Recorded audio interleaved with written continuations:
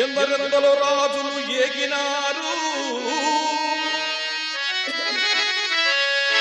ఇచ్చోటనే సత్కవిందుని కమ్మని కలము నిప్పులలోన కరిగిపోయే ఇచ్చోటనే లేత ఇల్లాలు నల్ల పూసల సౌరు గంగలో గలసిపోయే మానవా ఇది పిశాచులతో గచ్చగదలించు ఆడు రంగస్థలంబు ఇది మరణ దూత తీక్షణమౌ దుష్టులలయ